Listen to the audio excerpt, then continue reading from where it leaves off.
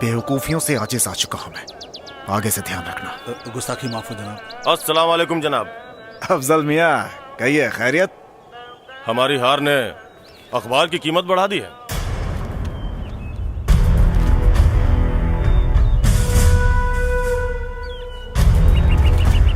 अफजल मियाँ। जी जनाब। दाऊद हसन साहब को इत्तला कर दीजिए कि हमारी हार की खबर हिंदुस्तान की सरहदों से गुजरते हुए पाकिस्तान तक पहुंच चुकी है।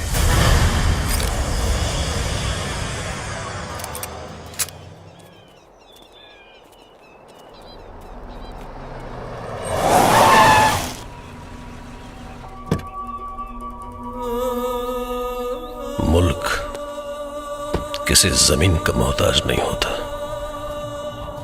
जमीनें हासिल की जाती है या जीती जाती है। जिन्हें लगता है ये जमीन उनकी है, उसे बताना चाहता है। जो मजहब को नहीं मानता वो काफिर, और काफिर की एक ही सजा होती है, वो है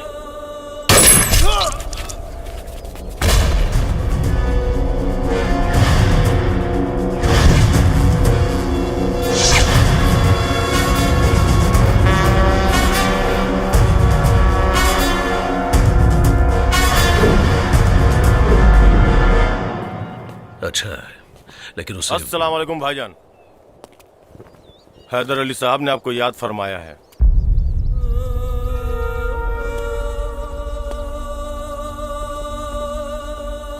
हैदर अली की किस्मत बहुत अच्छी कि वह शहनाज के अब्बू है, वरना उसकी जगह तो दाऊद हसन के जूते के नीचे होती।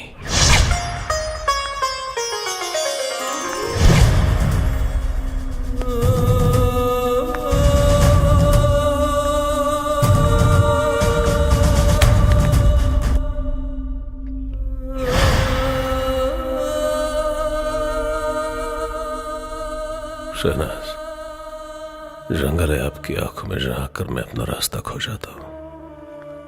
आप रेल से गुजरती है और मैं पुल सा थरथराता हूं। खुदा कसम आप नहीं होती तो मेरी दुनिया कब की उजड़ चुकी होती। जी शुक्रिया, हम अब्बू को आपके आने की इत्तला कर देते हैं। डोंट वरी, मैं मिल लेता हूं।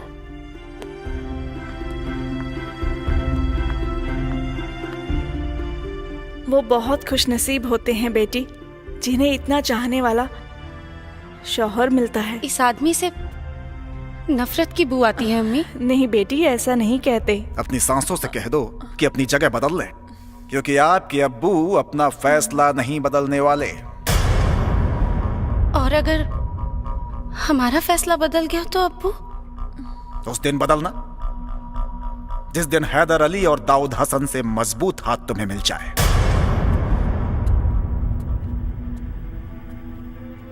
आपके इस सौदे की बुनियाद पे आपकी बेटी कुर्बान अब्बू। वाह वाह वाह वाह वाह, सही कहा है किसी ने कि दो शेर एक पिंजड़े में रह ही नहीं सकते।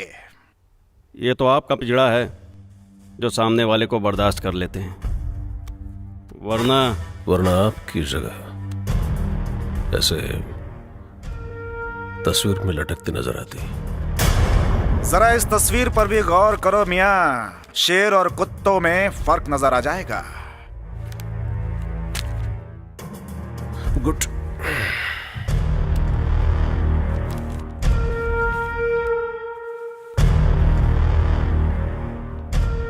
किससे सुनने वाले इतिहास लिखा करते हैं हैदर साहब।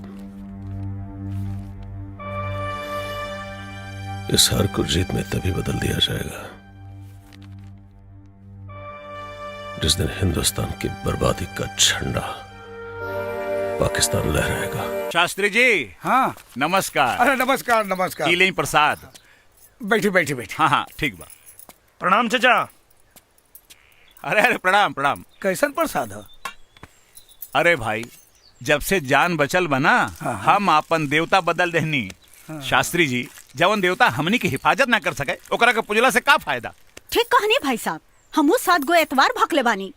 ए माई, अगर कबीर भैया के एक बार बेटा बना लेते तो इतवार सोमवार के झंझट खत्म। छोड़ ना नैना, अपना खेत के मरचा ढेर तीत लागेला।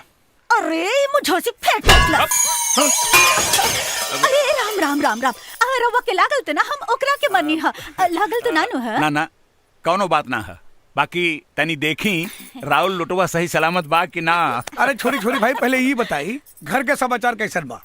घर एकदम सही बा। बाकी परिवार अपने परिवार से ज्यादा खतरनाक है शास्त्री। बाकी एक बात बा, हमारे एगो बेटी बिया जवन साक्षात देवी बिया, साक्षात देवी।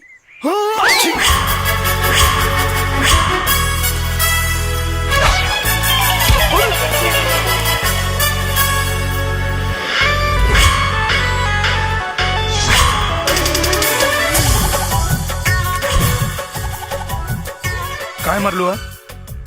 बॉडी के मजबूती देखत रहनी है। अरे तो तोरा बॉडी की मजबूती चेक करे खातिर के यह जगह मिलल हा? तो जगह बदल के देखी। अरे पहरावा पोशाक एकदम शालीनता के साथ।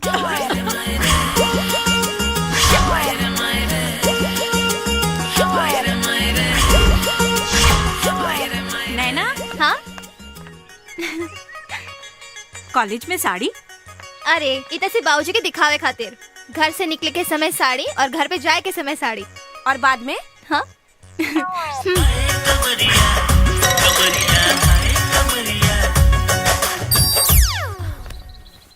कोमल हमार सहेली बाड़ी, हमरा के मालूम बा उनका शालीनता के बारे में। अरे बेटी, आइयो दादा। चाचा जब कह रहल बारन तो सही कह रहल होई हन। चल चल हम तोरा के दिखाओ तानी। चल। अरे हमरा के बेकूफ बुझता रे। चल देख।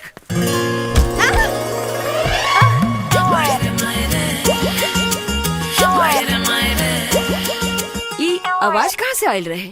अरे वो शास्त्री जी की बेटी नैनुआ हमरा कोमल से बराबरी करतिया। भगवान देले भी तो छप्पर फाड़ के। अच्छा, जब लेवे लें तो बहुत गलत जगह से। और दूध लेके ना आई नहीं हरुआ? अरे हाँ, वो नैनुआ के चक्कर में भुला गई नहीं। तो ठीक बा, रउआ दूध लेके आई, हम मंदिर से आवतानी। हाँ हाँ ठीक बा। बेटी कोमल। जी बाबूजी। अरे हम नैनुआ के अंदर भेजनी है कि केहू और के? नैना के बाबूजी। अच्छा अच्छा ठीक बा। बाकी शास्त्री जी अपना बेटी के खिया पिया के एकदम लइका नियन बना दिले बाड़े। ढेर बहादुरी के काम करत आ रहा। सरकार इनाम दी ना, हमरा से ले ला। ढेर जबरी करबे ना तो अभी चिल्ला दे। चिल्ला हम कहा दे? हमारी इज्जत लूटे खातिर घुसल रहो हो। सही नक्षत्र में तोर जन्म नहीं खेलागा। एक अबीर, अपन प्यार के अबीर लगा के हमार नक्षत्र सही कर दो हो। माई माई कर तो बिया, चढ़ तो बिया। देखा घर में कोई ना बा, मौका अच्छा मिलल बा। चला ना रे, ये तो खाली धोए वाला पार्टी बा, कुछ करे वाला ना। अच्छा तोहार पुजारी के आवे के टाइम हो गई बा। ओम नमः शिवाय, ओम नमः शिवाय, ओम नमः शिवाय। ओम शिव शिव शिव शिव शिव। ए लौकत नहीं खे, पूजा करे जाता नहीं, अशुद्ध कर देले। आओ दिन तो सटवा उड़ के चल आयल है तो हमार पठनिया शुद्ध ना भइल रहे। हाँ तो हवा से उड़ के चल गई होई। तो पनियो हवा से उड़ के चल गई। हर काम जान बूझ के करेला सन, अनजाने में ना। तो ठीक बात, तो पूरा नहाइए के जोते हैं। क्या करता रे? पूरा नहा के जो। रुक बे। ले ले पूरा नहा के जो। रुक चला, रुक तक पंडित आई छोड़ा होता नहीं है। रुक। लाइका से लाइकी, लाइकी से लाइका, बड़ से छोट और छोट से बड़ आदमी कैसे गायब करल जाला, आई सीखी। बंद कर, झूठ मूठ के खेल के लिए बाड़े है फालतू। ऐसे बढ़िया तो हम दिखा दे रे। मरद के बेटा हुआ ना, एक जादू दिखा दे, महतारी क्रिया खाता नहीं, मुझवा अपन कटा दे, नहीं तो काट दे। चल दिखाओ तनी। आई 1 मिनट खाली देखते हैं। हाँ, जमूरा का भाई लो? आ गईले बड़का जादू दिखावे। अरे ना चुप रह भी। का भाई लो?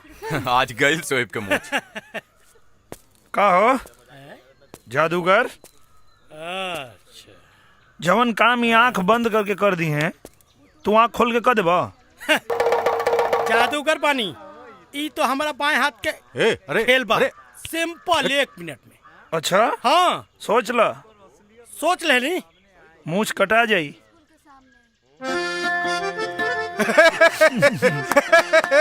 बारे वाह, गजब आइडिया दिला का भाई। आज से तोहरा के जीतल जरूरी बा भाई, काहे कि आई तोहार मूछ बड़ी सही लगता। ई का हो? मरचा के पाउडर। मरचा के पाउडर ई का होई? ये आंख बंद करके डली है आ तू आंख खोल के डलबा। आँख खोल के? हाँ ये न शर्त लागल रहल हा। ना हुसैन अस्तूरा लिया। ना ना अरे कटवा ले। महंगा पड़ी। अरे कटवा साले। हाँ कट गई। बड़ा महंगा पड़ी मुझ काटे वाला के। हम विधायक जी से कहते। इना मानी, अगर कपारो छिलो लोग ऐसे ही ना मानी। ला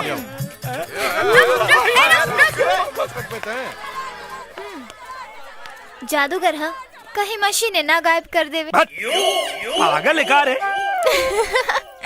कमाल है विधायक जी, हम इतना विधायक देखनी, बाकी रउआ जैसन विधायक कबो ना देखनी। कोनो खासियत लोकल हो विधायक जी में कि ना दरोगा जी? अरे ऊपर से नीचे तक खासियते खासियत। ऊपर देखिए, नीचे देखिए, बीचे में मत देखिए। काहे? रह दी जाए दी। इतवार हो या सोमवार, विधायक जी के घर में हमेशा लागल रहेला दरबार। बड़ा भीड़ आयल बा भाई है। हाँ। शुक्ला जी। हाँ जी। ई जनता से पूछी समस्या का बा उनके। सर राउर जे समस्या बा एक एक करके विधायक जी के पास आवा, बतावा। आवा, आजा आगे आजा। अब विधायक जी के अपन समस्या बतावा। बताओ बताओ। सरकार पिछले इलेक्शन में कहले रहनी कि नहर में पानी आ जाई, नहर में पानी अभी लेना आयल, ऐसे जनता का परेशानी होता। आओ आओ आओ आओ। जा विधायक जी के लगे जाए और धर्म समस्या का समाधान करी। शुक्ला जी चालू रही। हाँ। घर कहाँ पड़ी बाबू तोहार? आराम से पी बाबू। पानी पी ले। कितना पानी चाहिए? पानी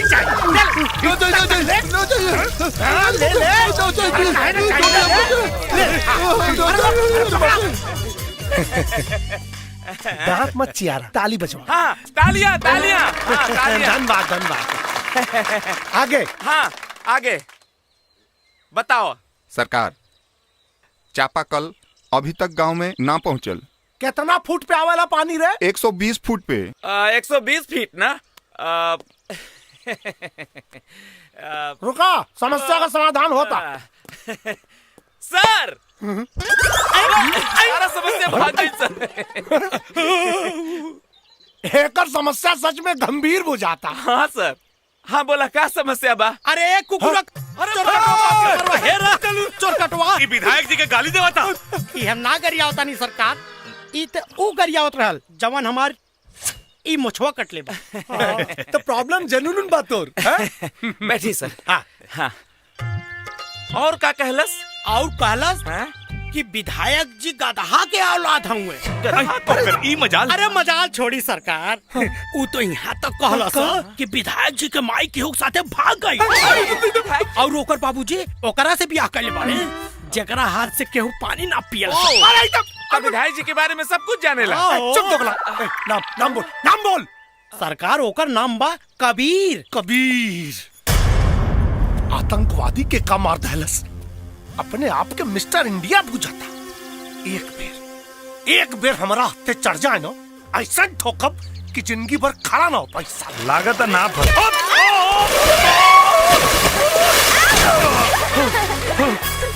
कार्य नरी ठोक दली।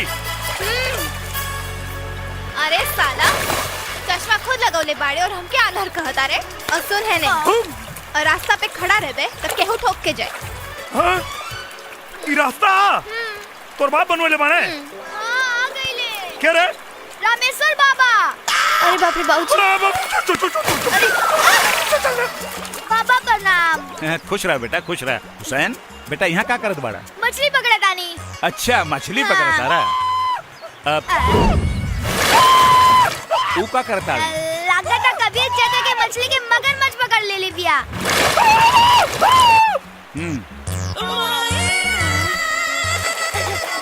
का भाई कबीर चाचा? अरे पता न केने चल गई रे। अरे वहाँ बाड़ी। अरे ए लड़की कम विपद ज्यादा है।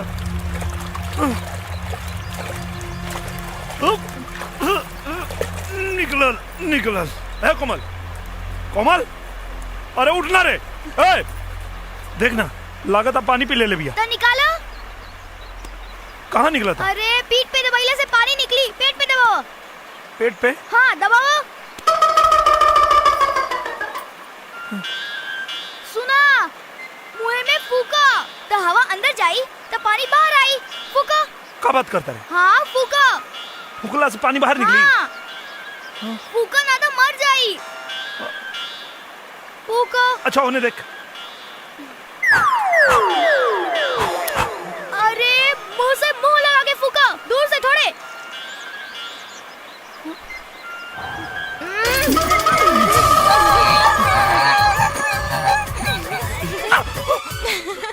अरे साला अगर पानी निकाले में हमारे पानी निकल जाए। काजल भाऊजी ई का करत रहले है? अब हमारे समझ में आइल कि चश्मा लगा के तू कौन मछली फसावत रहले है। तू एकर शरीर छू के एकरा का पवित्र कर देले। ए चल चल घरे चल चल। कौना नक्षत्र में पैदा भइल बिया हमरा तो बुझाइबे न करेला।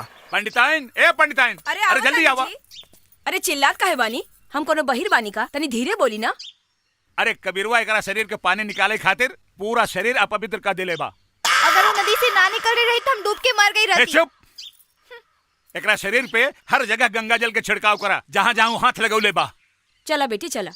जबले तोहरा के शुद्ध न करब तबले कैसे लोग जानी कि तू रामेश्वर पंडित की बेटी बाड़ू। हाँ जा ले जा भीतर ले जा।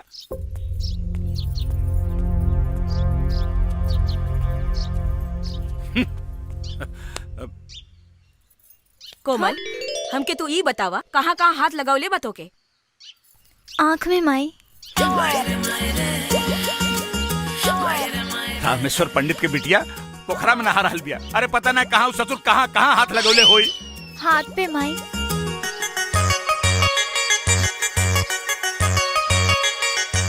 ए सुनाए ना। अरे गंगा जल डाल के अच्छी तरह से नहवैया करा के। ओठ पे माई। अरे कौनो तो ऐसा जगह होई जहाँ तोहरा के छुवले ना होई। ऐसा कौनो जगह नहीं थी जहाँ वो छूले ना होई। चुप। तोहरा बाप बेटी के फेरा में ना हमार धर्म नष्ट हो जाए।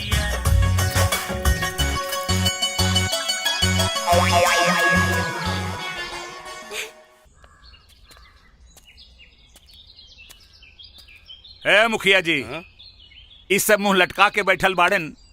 कौनो शोक सभा चलता का? ना ना महाराज ना।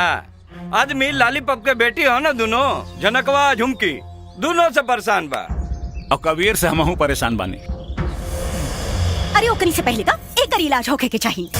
अरे पहले ओकनी के बारे में सोची कबीर पर बाद में आए मुखिया जी। इ नौटंकी से इ गांव के जितना बच्चा जवान बा सब बिगड़ गइल बा। अरे तो ओकनी के पकड़ के लिया के इ पंचायत में 4 थप्पड़ रसीद करा। सारी नौटंकी समझ में आ जाई। हाँ पर लेके आई के कबीर तो हो गई। तब चला बचल खेला पंचायत में खेलिया। अच्छा ढेर बोलबे तो पान खा के थूक दे। सारा ड्रेस के डिजाइन बिगड़ जाए। हाँ? काले रही ना ये हमारा बस के काम नहीं खे। बना दे रस ना इज्जत की गुटका। और ही कुछ स्टेज पर कह देनी कि नौटंकी बंद मतलब बंद। ओ नौटंकी केकरो बाप से बंद ना होई। झुमकी के बहिन है जनक कुमारी महतो हमार नाम। अच्छा बुझला? पंचायत से बुला बाबा। चला इज्जत से आज ही लोग न तो बेइज्जत करके ले जाए के पड़ी। चला हमनी का होई जनक? अरे कुछ ना, इनके विधायक की टोपी ना हमार चोलिया में बसल बा। तू बस देखत जा, तनकी सा जोर लगाए कि सारा पंचायत उनका धोती में घुस जाए। लड़की नमस्ते विधायक जी। नमस्ते। नमस्ते नमस्ते। एगो समस्या बा। जमाना कितना खराब बा विधायक जी, सुंदर लड़की भी समस्या में फंस जाता रही। का समस्या बतार? गुलाबो गुलाबो ना, झनक नाम बा सरकार। अब रवा बीच में ना बोली विधायक। बोला था भाई हुआ का? अरे ना ना ना, दलाल हुए का? चुप दोगला। अरे लड़की है कौन ना? तो का हो, हम और हमार बहन खुद के सिनेमा बना के दिखावत रहनी है, पर का करी, ये गाँव वाला चाहता रन कि बंद करती। ब्लू फिल्म दिखावत रहलू का? ब्लू सिनेमा ना, शुद्ध देसी नौटंकी सरकार। अरे दोगला, भाई दलाल की बोल के बीच में ना बोले। समझाओ तानी सर। भाई साहब रहुआ चुप रही ना, विधायक जी के रोमांटिक मीटिंग चल रहा बा, कह रही हूँ सर। काम हो जाए, लेकिन बदला में हमरा के सिनेमा दिखावे के पड़ी। हाँ मुफ्त में। तकान यहाँ लिया हुआ, समस्या का निदान बताओ तानी। हाँ ना समझ लू का? ना। हट पागली। ई का? अच्छा। अरे ई का करे तारा? ना समझ में आइल का? मैं बुरबका बिया का रे।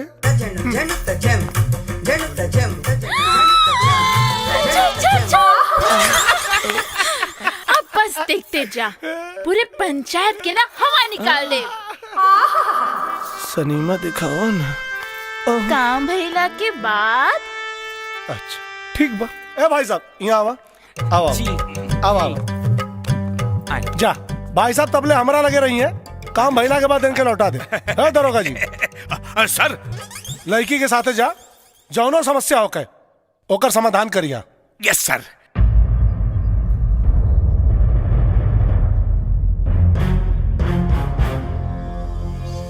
समस्या का बा? अरे देखत नहीं की का, जम्हाई लेत समय हमार हाथ ऊपर चल गई बा, और अब डॉक्टर कहता कि खूब खर्चा लागी, ऊपर से हमार दीदी के शादी के खर्चा। दे दी लोगन, नौटंकी बंद। अरे जा दी, देखी ना भगवान खुद ही का नौटंकी बंद करा देलन। अरे अरे ऐसे कैसे? हम ना नाच सका, पर हमार दीदिया तो नाच सकतिया ना। अब इलाज और पेट भरे खातिर कुछ तो करे के ही पड़ी। इज्जत बेच के अपन पेट भरवे का? ए, इज्जत हमार जाता तो तोनी के काहे फटता?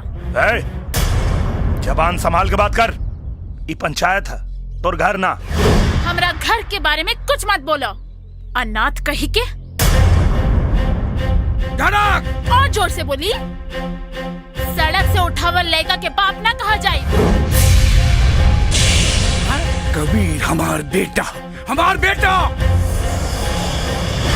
अच्छा तो एक बेर बस काकी कह देस ना, तो काल से नौटंकी बंद, नहीं तो बंद करे के खर्चा रउआ लोगन के जेब से निकाल ले। माही एक बार कह दे कि कबीर भैया तुम्हार बेटा हवन। झूठ बोल के हम नरक में जगह न बनाई। पति के अवहेलना कैला से स्वर्ग में जगह ना मिल जाएगी। बोल, तोरा नौटंकी बंद करे खातिर कितना पैसा चाहिए? 5 लाख। और अगर तोर बीमारी झूठ निकलल तब? 5 लाख ईदी। ठीक बा, लेकिन रउआ पैसा का इंतजाम ना कईनी तब पगड़ी उतार के चप्पल के झाड़न बना ले। कबीर बेटा,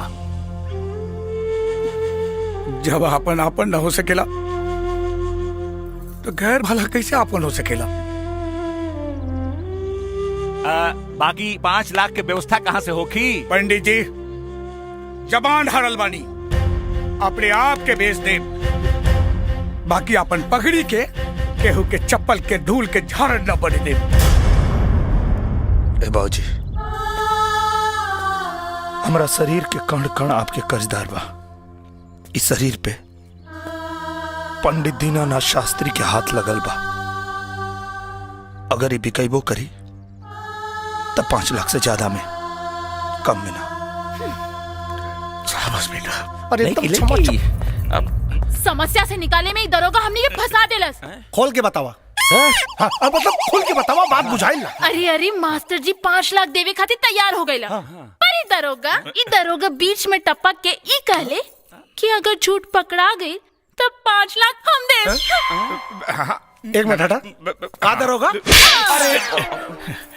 अरे दरोगा ना साले दोगला बड़े, का जरूरत रहो जब। अरे समझावा, तू ही एक समझदार आदमी बाड़ा बस। हाँ सुनी, बात अगर बिगड़ जाये नु तो विधायक जी बनी खुद अपन 5 लाख रुपया रहुआ के दे दे। हाँ। बीच में बोला के क्या काला सा बीच में बोला के? ए हमार गुलाब, अब दिखावा ना सनीमा।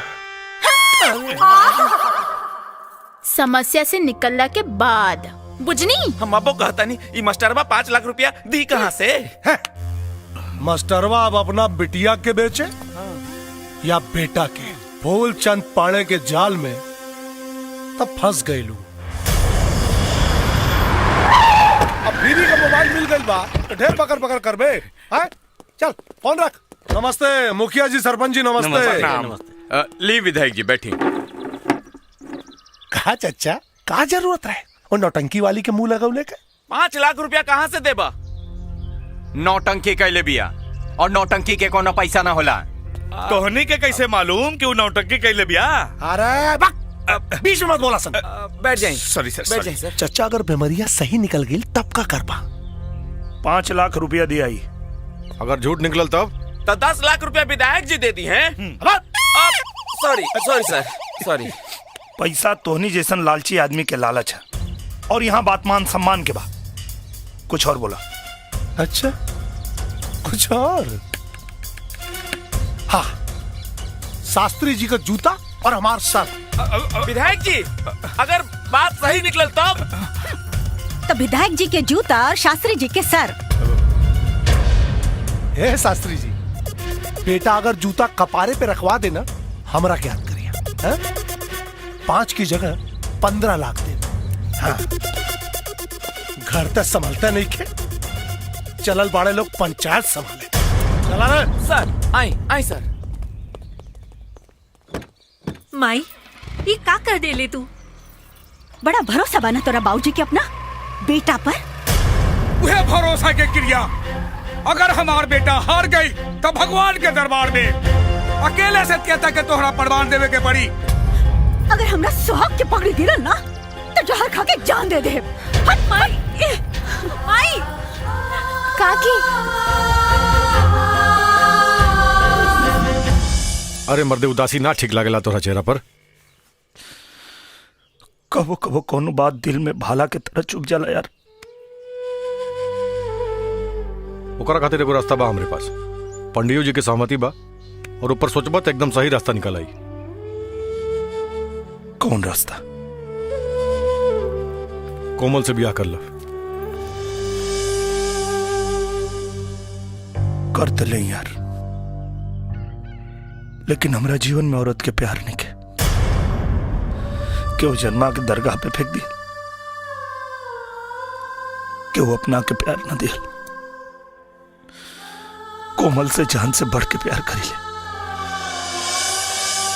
कहीं वो ठुकरा दे तजी तजी मर जाए यार। कबीर, अगर फिर आगे कब ऐसे कहला तो एक थप्पड़ मारे, बिना बियाहे के पति कहे लगभग। मार।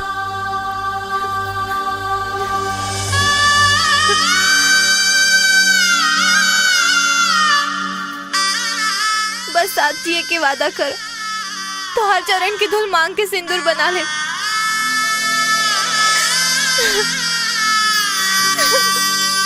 कबीर चाचा, वो झनक के हाथ सही बा। तोरा किसे बता रे? बाजार में स्वेब सब्जी खरीदे देख ले। हाँ कसम से हमके देखला हाथवा ऊपर कर लेलस। हाँ, जैसे वो मदारी के ले रहे। फिर बोलबे ना तो हमारा मुंह बोमा पुल हो जाई। मजाक सही नहीं खे, बात सही भी हो सकता। एक काम कर लो, पूरा गांव के झनकवा के द्वारे जुटावा, और हाँ, विधायक जी के जरूर बुलैया। पर करबा का वो तक कैला के बाद पता चली।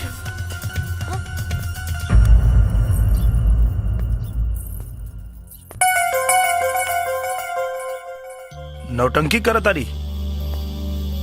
देखो कबीर, पास मत आवा।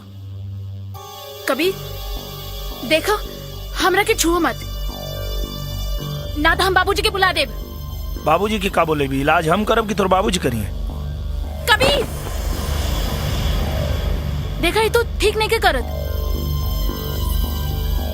कबीर हम सच कहतानी, बाबूजी के बुला देब। बाबूजी के का बुला के करबो? तुहार इलाज देखा कैसे।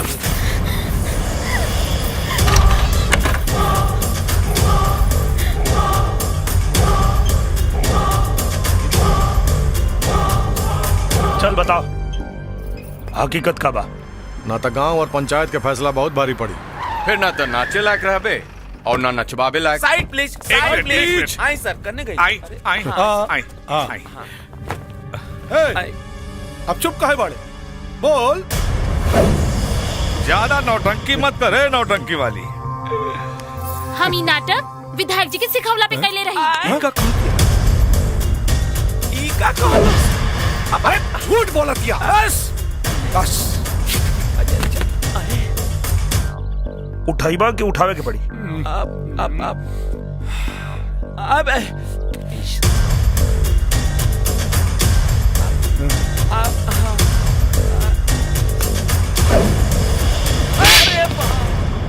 एक बात कान खोल के सुन ले, जवन बूढ़ बाप के जवान बेटा होके ना, ओकरा के कब्बो कमजोर समझे के गलती मत करी है। बाकी 5 लाख के बंदोबस्त कहाँ से करबा लालीपाप महतो? हमरा के माफ कर दी लोगन, हमरा से बहुत बड़का गलती हो गई। अब से मेहनत मजदूरी करब सन, आज से नाच गाना बंद। बड़ बुजुर्ग के पगड़ी के कन्यादान के साड़ी बना ले, पूरा गांव डोली के कहार बने के तैयार हो जाए।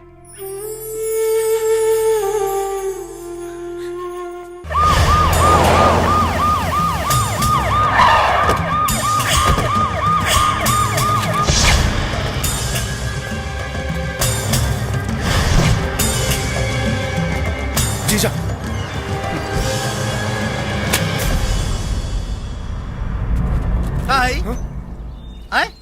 चुनाव खोपड़ी पे नाच रहा बा। अब चुनाव चिन्ह जूता होई का? हम वही रहनी मंत्री जी। पलटे के चक्कर में विधायक जी पलटा गई नहीं है। हाँ है जी। यस सर। अरे साले वहाँ खड़ा होके का बाबा जी का घंटा गाड़त रहा। अरे साला हमके अगर टेंशन में ब्लड प्रेशर हाई हो गए लो, बवासीर हो। तू साले हमरा के ना मंत्री जी, कम से कम वर्दी के तरह वाली लिहाज करी। ई लोग के चक्कर में ई दरोगा दोगला बन गया है। ठीक है कहता रहा। आज हमारा समझ में आया कि कहावत कितना सही बा। जोरू का भाई एक तरफ और सारी खुदाई एक तरफ। सही कहा तानी जी। आइए, आप यही की कमी थी, सुपारी दे रहे। दीदिया चुप रहा, इतना सुघर सार केहू भाग्यशाली के ही मिलेला। उठी, ओने जाके बैठी। अच्छा। ई हमार बबुआ खातिर कुर्सी बा, रउआ खातिर तो प्लास्टिक के कुर्सी बा, ताकि बवासीर में तनी कम दर्द होखी। जी देखता रे, राज्य चलाए वाला घर चलावे में कितना असमर्थ बा। अब बुझाई जीजा हमरा के थप्पड़ काहे ना मारना। इनका के चप्पल खाई पड़ी। ढेर ना, यहाँ के हमारे जीजा जी। तुम लोग साले सुधर जाओ। कितनी तकलीफ दोगे तुम लोग, मैं क्या करूं भाई। हेलो, दिमाग का फालूदा निकल आए। पाकिस्तान से हैदर अली। हेलो जी। हाँ हाँ जी जी। हाँ हैदर अली साहब, वालेकुम प्रणाम। वालेकुम सलाम चौबे जी, कहिए सब खैरियत? जी जनाब, हिंदुस्तान प्रगति कर रहा है। चुनाव नजदीक है। अब अगर जनता की सहानुभूति मिल जाती तो चुनाव तो हम ऐसे ही जीत जाते। सहानुभूति ठीक है, चलिए कर ही देते हैं हंगामा। दिन और तारीख आपका और काम हमारा। अरे जनाब शुक्रिया। तो लीजिए लगे हाथ, दाऊद हसन साहब से बात कर लीजिए। हाँ दीजिए दीजिए। वालेकुम प्रणाम हुजूर। 14 अगस्त का जवाब होगा 20 दिसंबर।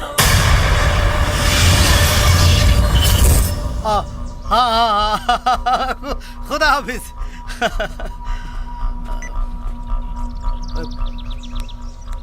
देखला हिंदुस्तान में रह के डीलिंग पाकिस्तान से करीला। अरे ता जीजा के कर बाड़ा जुत्ता खाए वाले के दीदिया। दीदिया कहाँ बोला बता रही। एक बात बताओ, तोरे सर पे जूता के रख ले रहे? मास्टर दीनानाथ शास्त्री का बेटा कबीर शास्त्री। कबीर शास्त्री तो बेटा कबीर, अब की दंगा में पहला जेबा तू।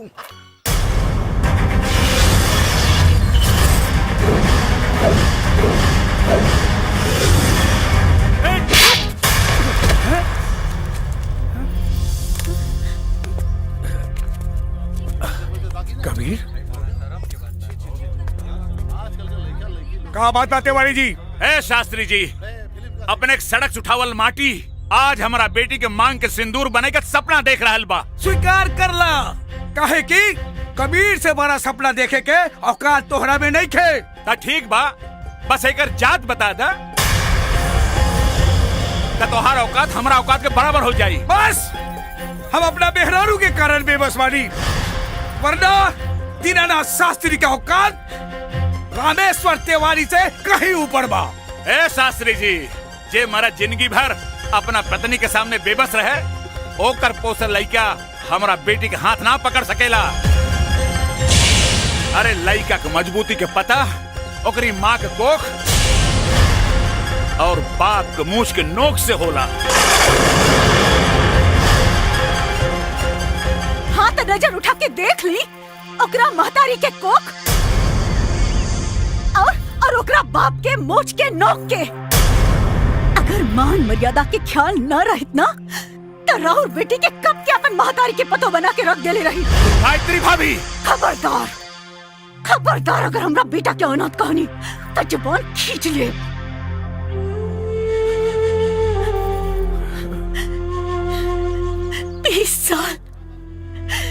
बीस साल लग गए हमरा के अपन बेटा पहचाने में। रवा तो 7 जन्म में भी ना पहचान पाई।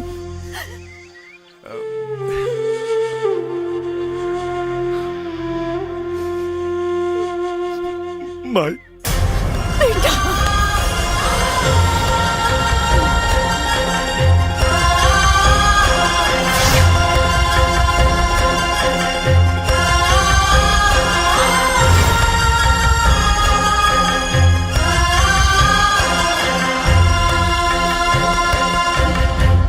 यह एहसान के कर्जदार हमरा और जिंदगी भर है। कहे कि एक बेटा से ओकरा माई के मिलवा देली, जाके अपन बेटी के जीवन संभाले। एगो बाप के वादा बा, हमार बेटा रउआ रास्ता में कबो ना आए।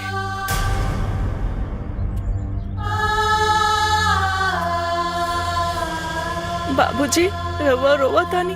रे डारे पगली, इतना खुशी के आंसू बा। ब्याहे के 25 साल बाद पंडित दीनानाथ शास्त्री के परिवार पंडित रामेश्वर तिवारी के वजह से आज पूरा भइल।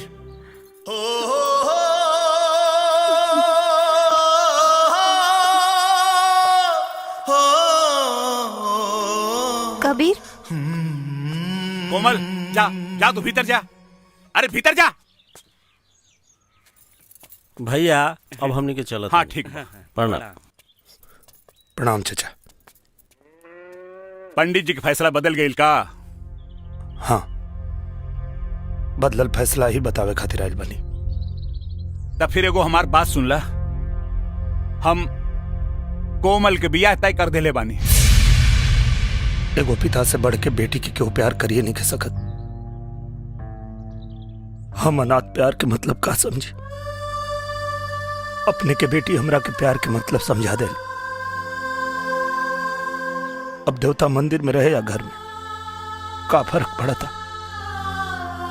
वो हमरा के हमरा माई से मिलवा देली। अगर हम उनका के अब उनके पिता से ना मिलवा पाई तब बहुत बड़ गलती हो जाए। कहीं तोहार यकीन तोहरा प्यार के झूठ ना बदल दे। प्यार के दूसर नाम विश्वास होला चाचा, और हमनी के प्यार के बुनियाद तन पे ना मन पे टिकल बा। कसम कोमल और कबीर के प्यार की। अगर हमनी के जज्बात अपने के फैसला के बीच में आई तो हमनी के प्यार प्यार ना पाप होके। कबीर,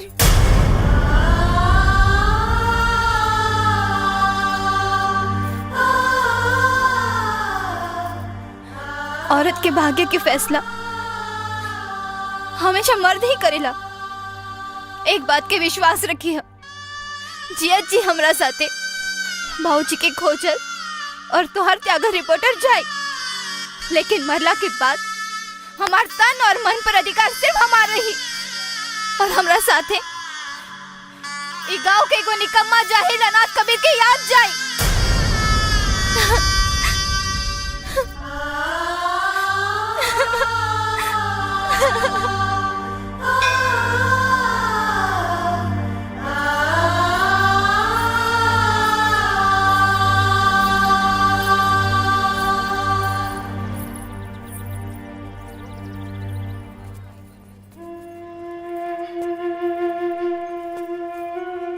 एगो एहसान करी हो, सिंदूरदान के समय हमरा सामने मत रही हो, ना तो जिए जी मर जाए।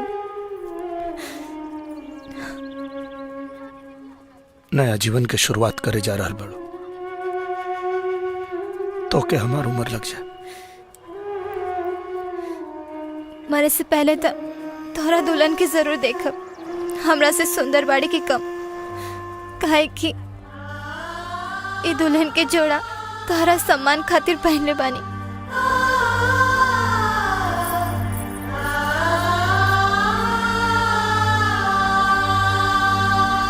ओम गजाननं भूतगणाधिसेवितं कपित्थजम्बूफलचारुभक्षणं उमासुतं शोकविनाशकारकं नमामि विघ्नेश्वर पाद पंकजं। मंगलम बजरंगी, घीव कहाँ बा? मंगलम पुंडरीका। का भेल पंडित जी? ठीक बा, अभी ले आवा तनी। हाँ तनी जल्दी ले आई हो, ना तो मुहूर्त का टाइम बीत जाई। ओम शांताकारं भुजगशयनं पद्मनाभं सुरेशं स्वाधारं जगन्सदृशं मेघवर्णं शुभांगं लक्ष्मीकान्तं कमलनयनं योगिनिजानगम्यं वन्दे विष्णु भवरे सर्वलोकैकनाथं। ओम श्री अग्ने नमः। अरे हाँ हाँ देखो तो होने कहा रे, चल चल। सर्व मंगल मांगल्ये शिवे सर्वार्थ साधिके शरण्ये त्र्यंबके गौरी नारायणी नमोस्तुते। ओम आपदामपहर्तारं दातारं वक्रतुंड महाकाय सूर्यकोटि समप्रभ। अहं करिष्यामि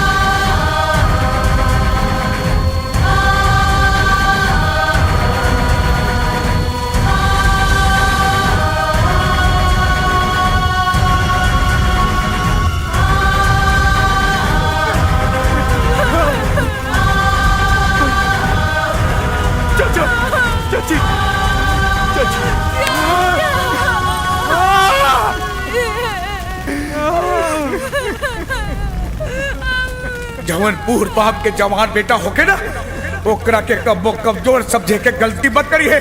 कबीर हमार बेटा, हमार बेटा। 20 साल लग गए हमरा के अपन बेटा पहचानने में। लेना लेना चचा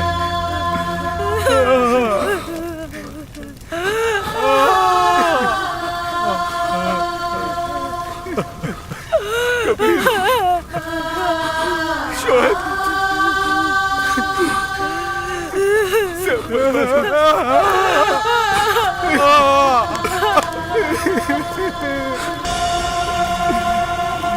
आज पटना के सीरियल ब्लास्ट ने पूरे पटना और यहाँ के सिस्टम को दहला कर रख दिया है। एक के बाद एक पूरे 6 धमाके हुए हैं, जिसमें 2 धमाका गांधी मैदान, 2 पटना जंक्शन, एक एग्जीबिशन रोड और एक गायत्री मंदिर में। सबसे ज्यादा जान माल का नुकसान गायत्री मंदिर में हुआ है, जिसमें एक गांव के लगभग सारे लोग मारे जा चुके हैं जो शादी के मौके पर वहां मौजूद थे। मजा आ गेल रहे उस दिन बहुत मजा। का बात बा? रिपोर्ट लिखावे के बा। 1 मिनट बाद में बात करब। रिपोर्ट केकरा खिलाफ? उ लोग के खिलाफ जे बम मार के हमरे अम्मी और अब्बू के मरले बाड़े। अरे बेटा वो लोग पाकिस्तानी आतंकवादी बा, वो लोग के सरकार पकड़ी, हमनी के वो लोग के पकड़े के अधिकार नहीं खे।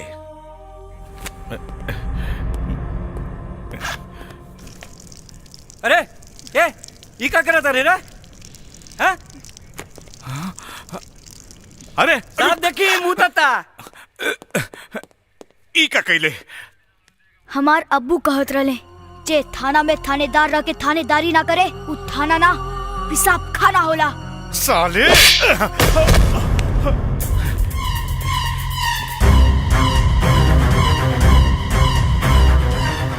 ब्लास्ट के रिपोर्ट चाहिए, वरना तोरा साथ साथ थाना के शमशान बना दे। बाप का राज है जी। हाँ? गरजे वाला बादल कहो बरसल बा। अब मरे वाला आदमी के अगर श्रद्धांजलि ना दिल गई तो जिंदा आदमी के आत्मा के शांति कहाँ मिली? नमस्कार नमस्कार नमस्कार।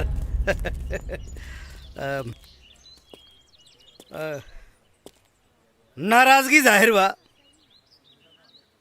हम बूझ रहल बानी, बाकी मुआवजा के रकम बहुत जल्द पहुंचावे के हम कोशिश कर रहल बानी। मुआवजा के रकम पहुंचला से मरे वाला वापस आ जाई ना? ये तो हम अच्छी तरह से जानता नहीं। क्या नाम है तुम्हारा? कबीर। तो थाना के फूंक के और दरोगा के मार के मरल आदमी को तू जिंदा कर ले? जिंदा ना हो जाई, लेकिन गुनहगार के सजा दियाई तो आत्मा के शांति भेटाई। अरे तो आत्मा के शांति लगा करिए अपन जान दी साले गवार। मंत्री जी चुप! एक शब्द ना तो दफा लगा के तना ठोकवाई कि बुढ़ापा जियान हो जाई। कानून बड़ा होला, आदमी ना। अगर मरे वाला के एहसास ना रहित ना तो इतना ठको होती तोहनी के कि देख नक्शा बिगड़ जाए। पुलिस वाले पे हाथ उठे बताए, हाथ काटे। 4 को वोट का दे देना लोगन, मंत्री मिनिस्टर सांसद विधायक सब तोहनी के जूता के धोला। सकल से बेवकूफ लागत रे, ना तो दहिया की चमड़ियां नोच लेती। एक बार पता चल जाए बॉम्ब ब्लास्ट में केकर हाथ था, चमड़िया नोचब ना चबा जाए। पाकिस्तान ब्लास्ट करे वाला पाकिस्तान का आतंकवादी है। सुन के खून पानी तो ना हो गई? अरे महाराज, पहले ही तो पता कैला कि अनाथ के देह में खून बाल की खाली पनिया से काम चलाता।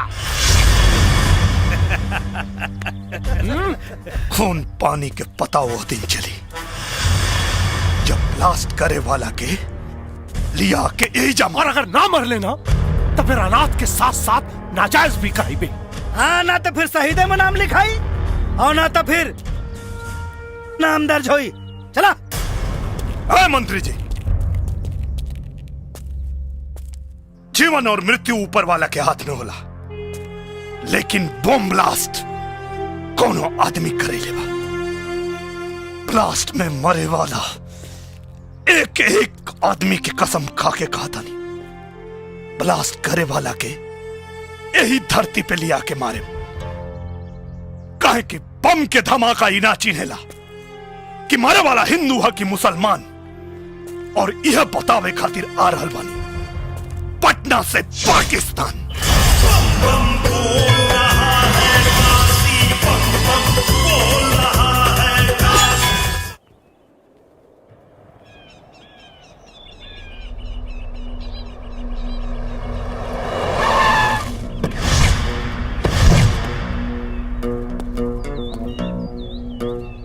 इस बदतमीजी पर एक दूतो। रिपोर्ट लिखने के पहले गोली मार देंगे।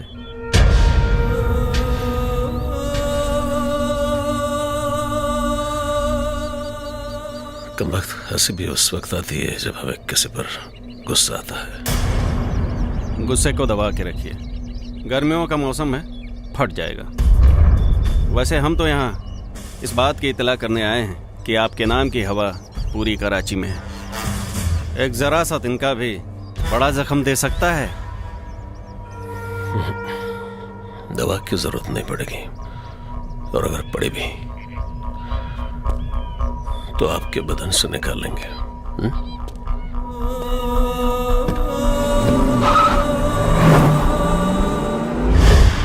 एक सबूत मिल जाए फिर तो ऐसी चोट दूंगा कि उड़ते हुए पत्तों से भी डर लगेगा।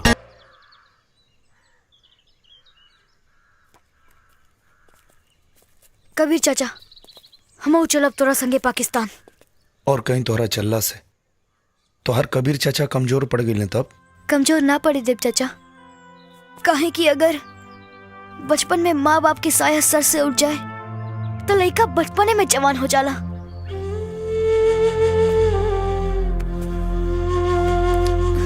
हम कुछ न कहब, बस एक बार हमहू पाकिस्तान देखे के चाहता नहीं। ना साला, यह तो देखे के बाद कि खैरात में दिहल जमीन के माटी के ताकत हमनी के माटी से ज्यादा ताकतवर कैसे हो गई। ठीक बा। मंत्री जी बतौले रानी तोहनी के बारे में, ये पासपोर्ट बनवा के कहवा जाए के बा? पाकिस्तान। अच्छा, वो नौकरी करे खातिर जैसे लोग दुबई वगैरह जाने वही सही ना? ना, पाकिस्तान के बम से उड़ावे। बम से उड़ाई बा? अच्छा, तो तू लोगन कैसे बम मरबा? ऐसे बम के चोट पर त चिल्लैले, बंदूक के नोक पर निकल जेबे। 10 दिन से घुमावता रे, क्या समझता रे? का लगा था तोरा के पासपोर्ट ना बने बे तो हमने के पाकिस्तान ना जाए के वैसे जाए के जैसे ओकनी क्या बोले सन। हाँ, हमरा पता बा आज के समय में काम गांधीगिरी से ना दादागिरी से होला। चल कपड़ा निकाल। रेप करवा का? खोल, यो निकाल। दूरबीन। ना ना ना ना ना ना ना। हमनी के खिलाफ कार्रवाई कैले तो तोर फोटो टीवी अखबार में इतना छपी कि लोग सलमान खान से ज्यादा तोरा के याद रखी। पाकिस्तान तो हमनी के जाएंगे, और वहां जाए से तोरा मंत्री के बाप भी ना रोक पाई।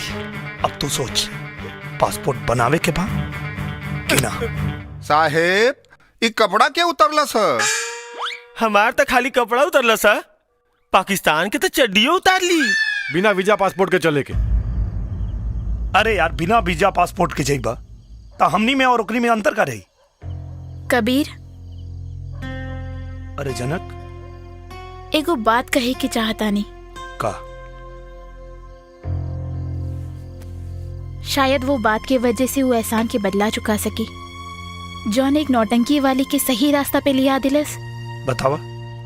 देखा 20 तारीख के मंत्री जी के जन्मदिन बा। हम मंत्री जी और विधायक जी के खूब निम्मन से जाने तानी। अगर वो लोग पकड़ा गए ना तो पाकिस्तान का अमेरिका पहुंचा दी लोग। वो कैसे? आदमी शराब कबाब और सबाब के सामने कैसे नंगा होला?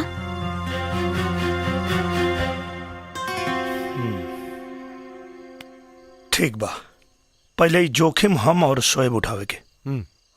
ओके बेबी, कम ऑन। हाँ, ओके।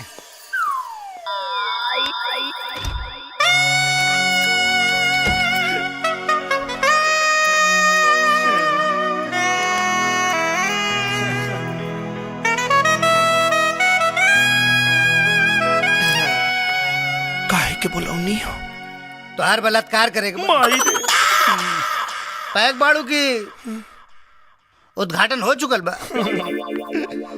ओ मंत्री जी के रहते दूसर के उद्घाटन करी। सही, एकदम सही। आई ए ऊ का चमक रहल बारे। फॉरेन से मंगवाइले बानी, चमकी ना। अच्छा, तब तो भीतरा फॉरेन साबुन लागल है। सुन के देख ली, कोना कंट्री के साबुन लगैले बानी। गंधावता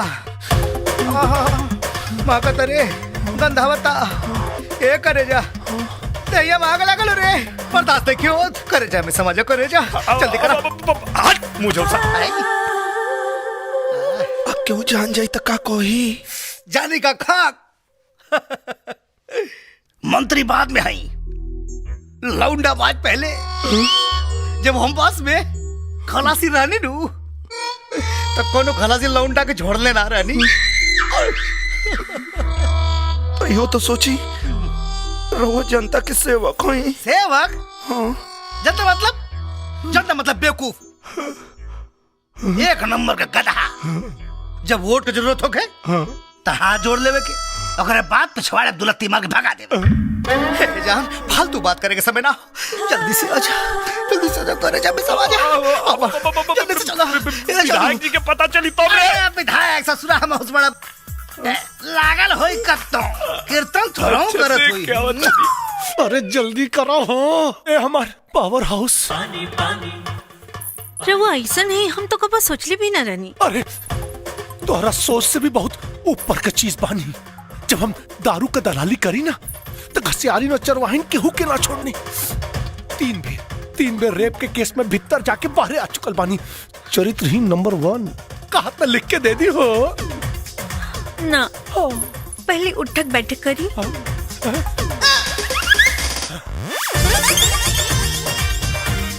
बास की औरी थोड़ा और। अच्छा,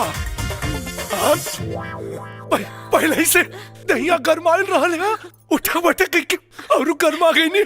एक बेर अरे इतना काम जनता खातिर कैले होती तो आज विधायक से मंत्री ना बन जाती। मंत्री बनले में वो मजा नहीं खे जवन तोरा के पकड़ने में बा। जनता की रउआ के बारे में मालूम पड़ी तो का सोची? सोचेगी जनता अगर इतना होशियार रही तो हमारे जैसन के विधायक नानू बनाई लोग। बातचीत छोड़ा, अब बर्दाश्त नहीं क्यों, जल्दी से आजा। आजा ना।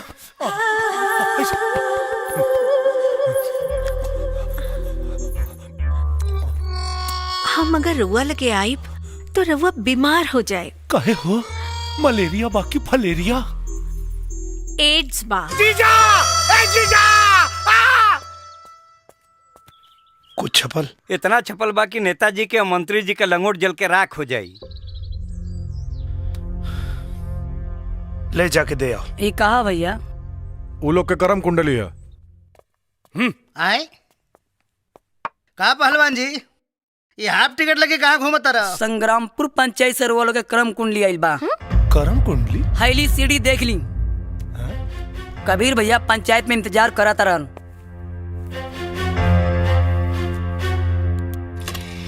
लगा जल्दी से। देखी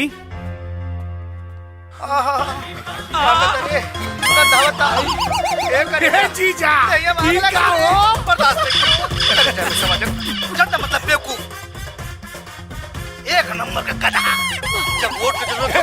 ए जीजा अरे तू तो नेता से अभिनेता बन गईला। अरे साले जहाँ बंद कर पर पांच तलाक हो जाए पकड़ने में में मालूम पड़े तो क्या सोचे। अरे साले बात का सबक अगर इतना होशियार रही अरे साले माई के पेटवा में कैसे रले साले।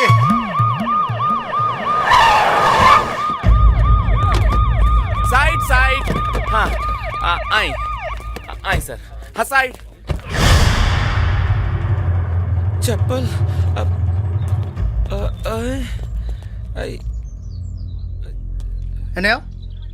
ये सब कहा रे जीजा जी पब्लिक का मिजाज ठीक नहीं खिलाकर चुपचाप निकल चले।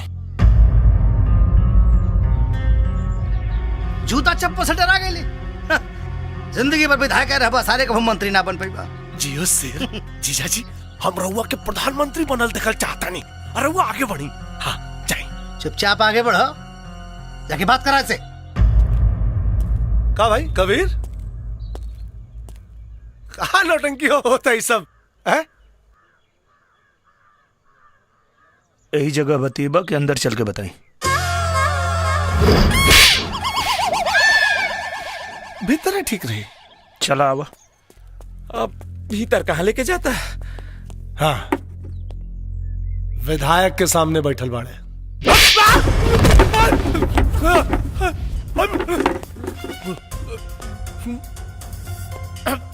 विधायक के सामने ना नालायक के सामने बैठल बने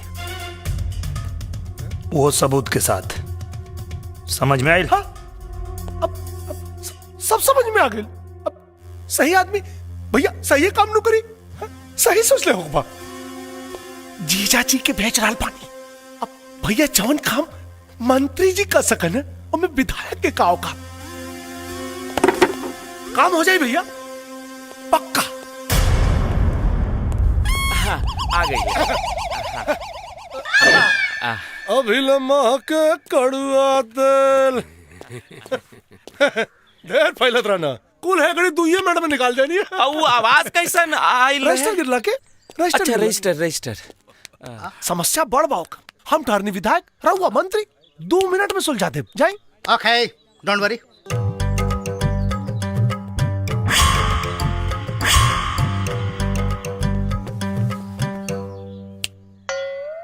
मंत्री के सामने बैठा है डर नहीं लग रहा है? कुत्ता कटला के इंजेक्शन बाजार में मिलेला। कुत्ता किसको बोला है जी? तोरा के। शेर बोल शेर तुम्हारा लिहाज कर रहे हैं नहीं तो नटाई में दोनों उंगली डाल के ऐसे उल्टा लटका देते। वापस कर सर वापस कर। का भइल सर? हाँ का भइल? लागत फिर रजिस्टर गिरल। कतना रजिस्टर बा अंदर हो? बॉम्ब ब्लास्ट में केकर हाथ रहे? बम ब्लास्ट हमरा का पता? का भइल सर काहे रोता नी? अपना खातिर ना जीजा खातिर रोवता नहीं। वो पाकिस्तान में अलहायदा नाम की एक संस्था है जो वो वाली फ्रंट पार्टी से जुड़ा हुआ है यार पाकिस्तान में। संगठन चलावे वाला के नाम। अब लीजिए मैं यहाँ हिंदुस्तान में रहता हूँ यार पाकिस्तान के बारे में सफलता मंत्री को बोल रहा है। अरे उठी सर। अरे अरे का भइल सर? अरे लागत आज हमार बहन विधवा हो जाई रे दादा। ओ मैं पाकिस्तान के दौरे पर गया था तो वहाँ कुछ लोगों से मेरी छोटी मोटी फ्रेंडशिप हो गई थी और तब से लेके आज तक वो फ्रेंडशिप चल रही है। चल रही है ना?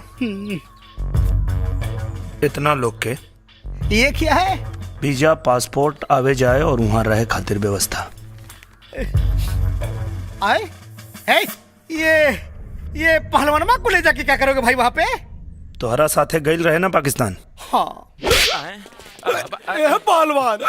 पहलवान लागत तोरा के क्यों आपन याद करा था। हाँ वार्तालाप करने का ऐसा तरीका पहली बार देखा है भाई साहब।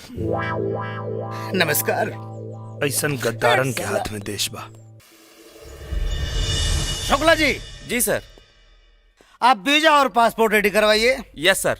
और अनहनन सारन के ना पाकिस्तान बाई रोड भेजे के हो। यस सर। हाँ और हाँ, हैदर अली को फोन लगाओ। यस सर। है और पहलवानों को वीजा पासपोर्ट बनवाता था। हमार काहेला? बाद में बताएंगे। हाँ हेलो हेलो मंत्री जी बात। हाँ हाँ हाँ जी। सलाम जनाब। अरे वालेकुम प्रणाम। और बताइए सब खैरियत? सब मजे में मजे में। इन धमाकों से कुछ चुनावी फायदे नजर आए? अरे क्यों नहीं? का चेहरा देख ली खुद पता चल जाई। चुप। हाँ जी जी, आप क्यों? फायदे की बात, हमारा फायदा तो हो ही रहा है। हम तो आपके फायदे के बारे में सोच रहे हैं। क्यों मजाक कर रहे हैं जनाब? पहला मिशन जिसने फेल किया है उसे हम आपके हवाले करने की सोच रहे हैं। जी तो चाहता है क्या कि जुबान चूम लूं। हम गुड़ से भरा हुआ ट्रक आपके यहाँ भेजेंगे। इधर का कागज हम तैयार कर लेंगे, उधर का आप कर लीजिएगा। लेकिन ले जाने वाला लौट कर वापस नहीं आना चाहिए जनाब। भेजिए। खुदा हाफिज। खुदा हाफिज। दाऊद हसन साहब। अस्सलाम वालेकुम। अदर साहब सब खैरियत में? सब खैरियत जनाब। लाजवाब खबर लाया हूँ। शहनाज के सगाई की तारीख बताने हैं। उससे भी उम्दा 14 जुलाई को जिस शख्स ने आपको शिकस्त दी थी उस नामुराद को आपके हवाले करने आया हूं।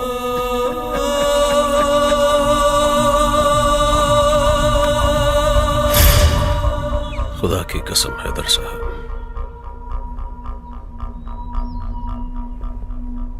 उसकी मौत देखने लायक होगी।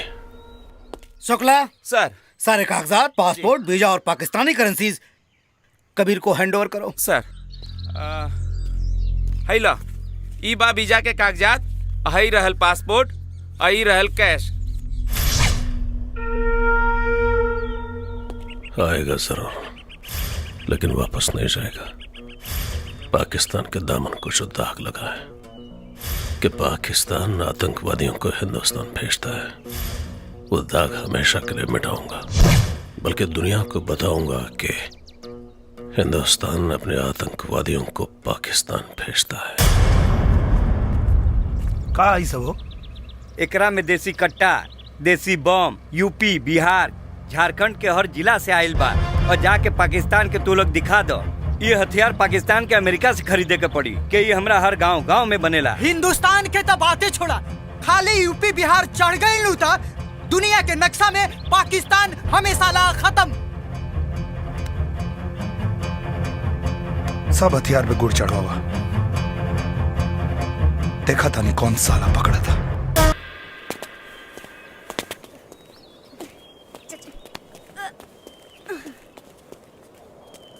तुम सब में कबीर कौन है?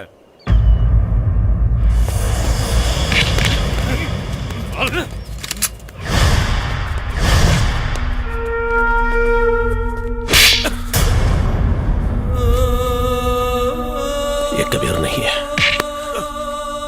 ये कबीर है। ये कबीर है।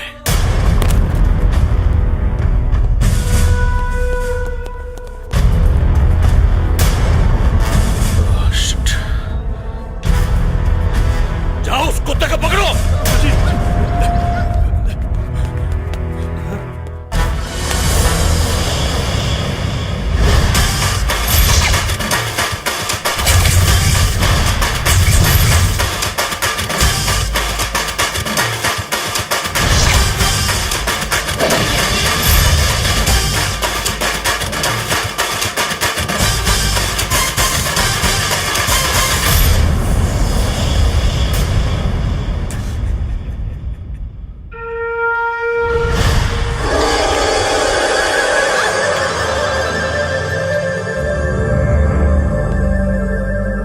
जान के सौदागर। अगर मर्द का बच्चा है तो माशुका की हिफाजत करके दिखा। सिर्फ पाकिस्तान का नहीं, तेरे घर के कोने कोने का पता लेकर आए हैं। मेरे शहनाज को औरत को छोड़ दो। अगर मर्द है मुझसे हाथ मिलाकर देख।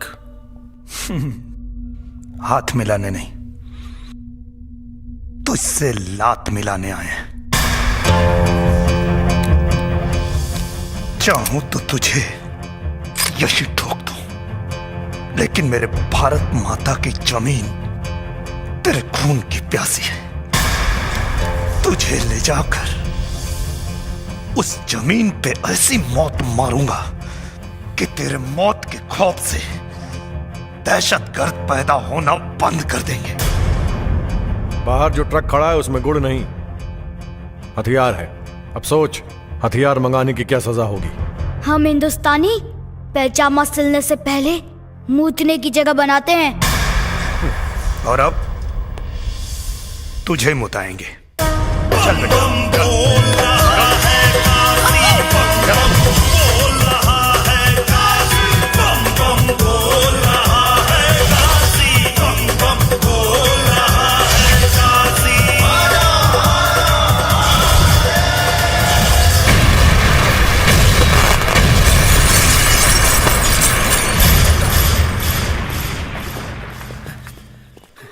अबे फोन उठा मच्छर जात। हमारी शहनाज को कुछ नहीं होना चाहिए। अरे बेगम साहिबा, आप बेफिक्र रहिए, शहनाज को कुछ नहीं होगा। हम उसके अब्बू है ना, कुछ नहीं होगा उसे। हम आपकी सियासत पर अपनी बेटी की कुर्बानी नहीं देंगे। सर, पाकिस्तान से phone sir. Hello, I am Choubey from Hindustan. अबे चौबे फ्रॉम हिंदुस्तान, तुमने ट्रक में हथियार भेज दिया? अरे हम तो यहाँ से गुड़ ही भेजे थे। अब पाकिस्तान की धरती में वो गुड़ अगर हथियार बन गया तो मैं क्या कर सकता हूँ? तुम्हें तो दौड़ा दौड़ा के मारूंगा। पिछवाड़े में बम नहीं बांध दिया तो नाम बदल दे। धमकी नहीं। धमकी? हेलो, हमारे यहाँ 10 मरता है तो एक मुखिया पैदा होता है। हमारे यहाँ 100 मुखिया मरता है तो एक विधायक पैदा होता है। ली। और अब आप खुद सोचिए कि कितने मादर डॉट डॉट मरे होंगे तब मैं एक मंत्री पैदा हुआ हूँ। सबको दौड़ा दौड़ा के ये लुधियाना से लेकर लाहौर तक नहीं भगाया ना, तो मेरा नाम भी हैदर अली नहीं। इस रूट की सभी लाइनें व्यस्त हैं। कृपया जब तक मामला सॉल्व ना हो जाए तब तक फोन ना करें। टीटी पू पापू टिन टिन टिटों। का भाई ले जीजा, कौनो प्रॉब्लम बा का? हाँ, पाकिस्तान के पिछवाड़ा फाट गई हो, तू सीए जाइबा।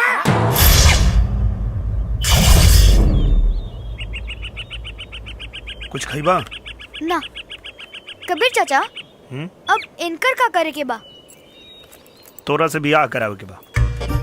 हमरा के पागल बुझले बाड़ा। इनकर चुम्मा लेवे खातिर हमरा के सीढ़ी लगावे के पड़ी।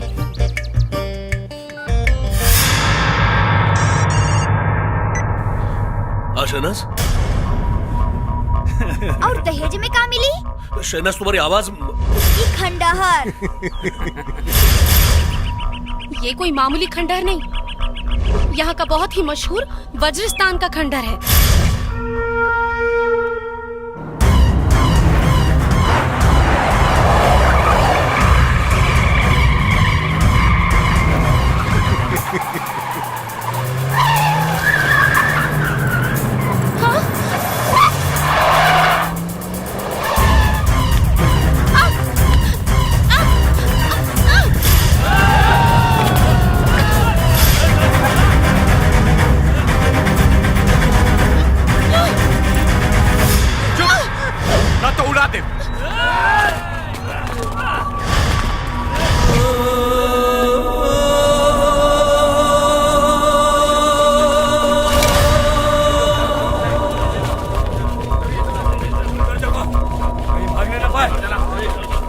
हमरा लागत है सबका राम नाम सत्य ऐजे हुई।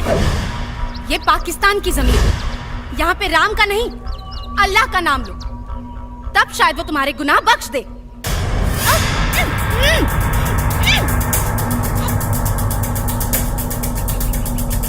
शोएब, बिना बॉल के सिक्सर मारे के पड़ी। इंशाल्लाह।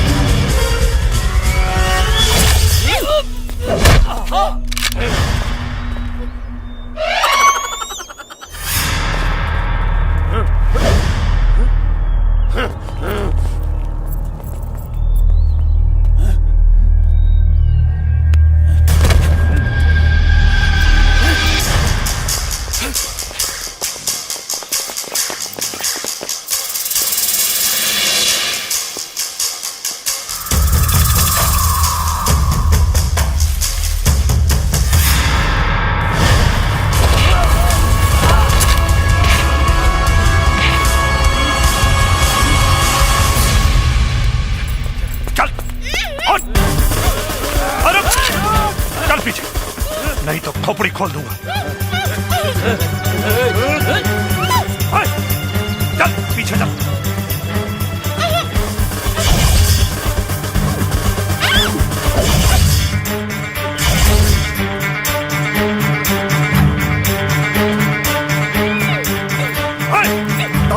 वो देखिए शहनाज वहां।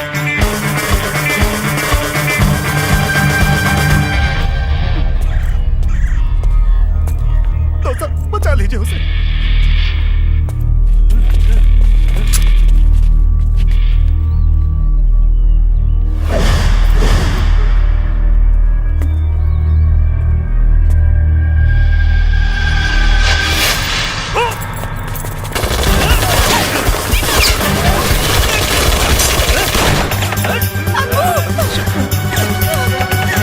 मेरा बच्चा।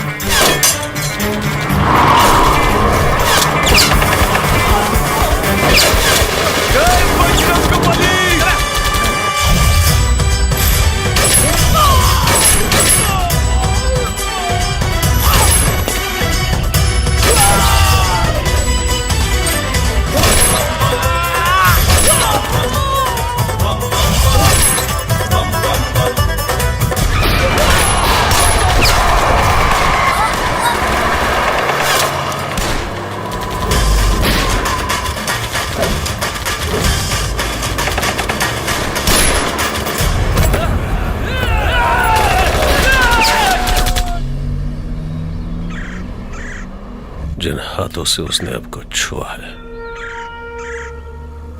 ऐसे काटूंगा कि अगले 7 जन्म में पैदा तो जरूर होगा, लेकिन किसी को छूने के लिए उसके पास हाथ नहीं रहेंगे। घर चलिए अब्बू।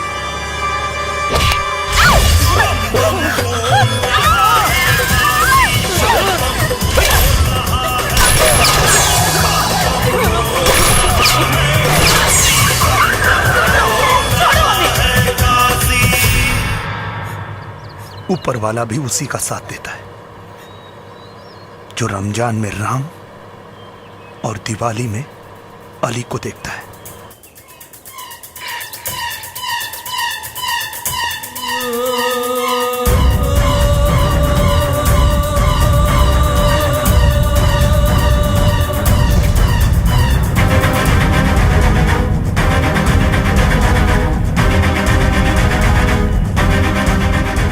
परिपथ कर दिया था।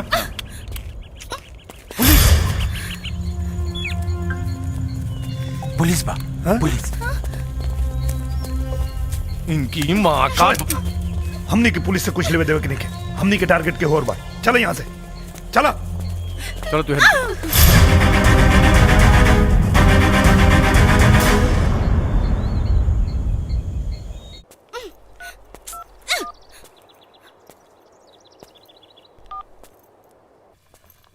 हेलो। हाँ 1 मिनट। हाँ ये दोनों दे दीजिए। हाँ हेलो। अच्छा सुनो, कपड़ा और सामान कुल के ना गिल बा।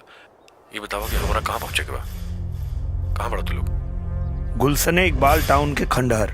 गुलशन इकबाल टाउन? गुलशन इकबाल टाउन कहाँ है? यहाँ से 5 किलोमीटर। 5 किलोमीटर। अच्छा सुनो ना, एजा को दुकानदार बाबू बताओ था कि जैसे 5 किलोमीटर दूर बा, तो हम फटाफट होता नहीं। सुनो तू अपन ख्याल रखिए, पुलिस से सावधान भी। ठीक बनो, पहुँचे था। हाँ।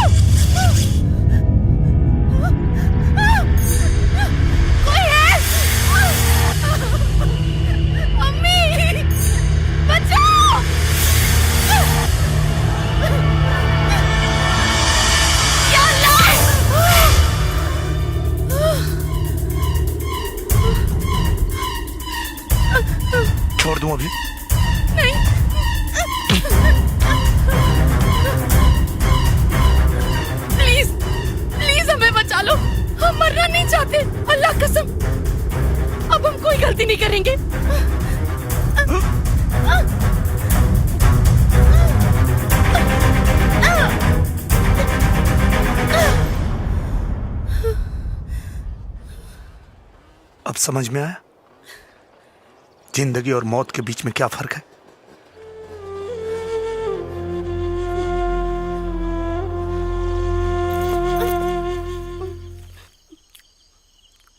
ना ना ना, खाला खाला, कुल तो वही खाला। हिंदुस्तान से तो नहीं सेवा खातिर आयल बानी पाकिस्तान हमनी के। दिल कराता दे दिए गोली, ये बोझ के ढोला से मिल जाओ छुट्टी। हाजमे की गोली है आपके पास? हाँ बादी का मेड इन बिहार। एक गोली में पेट साफ और दूसर में आदमी साफ। हुसैन के खाना खिला दे लोग।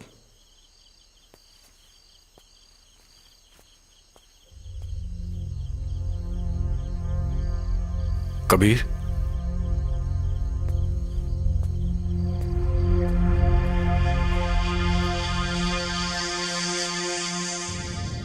कोमल बुआ, जन्मदिन मुबारक।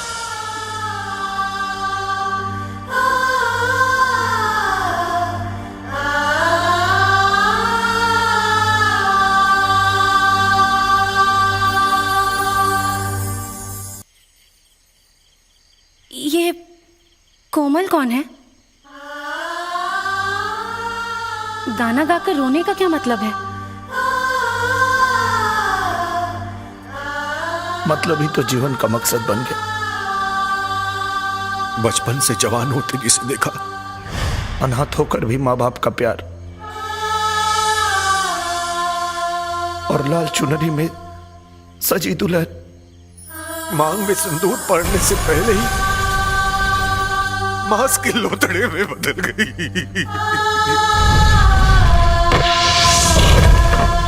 उसी का नाम था कोमल। लेकिन ये सब किसने किया? आपके अब्बू हैदर अली ने और आपके मंगेतर दाऊद हसन ने। नहीं नहीं, ये झूठ है। एक मिनट, आपके कहने से झूठ नहीं हो जाएगा। कागज में लिखे हुए सबूत दस्तावेजों की तरह होते हैं जो सच कहते हैं, झूठ बयान नहीं करते।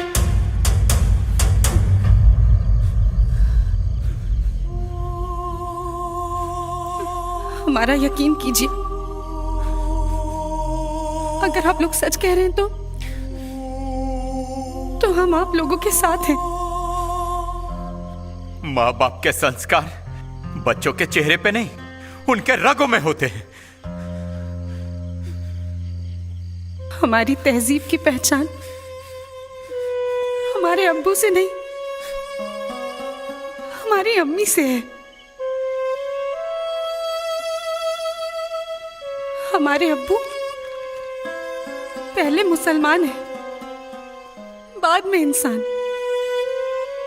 लेकिन हम सबसे पहले इंसान हैं, उसके बाद मुसलमान हैं। कोई दहशतगर्द हमारा अब्बू तो हो सकता है, लेकिन शौहर नहीं।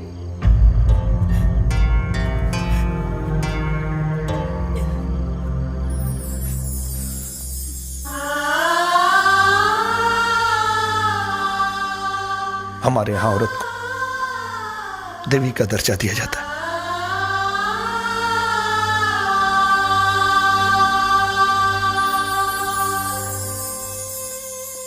अगर मर गए तो कफन उतार देते ना, अगले जन्म में कर्ज उतार देंगे।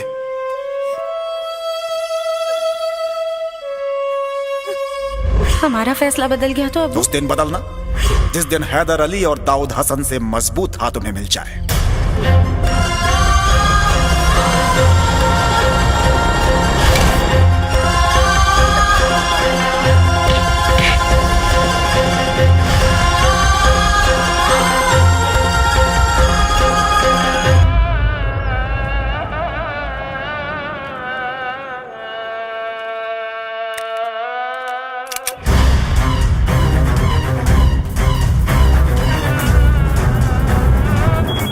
मैसेज?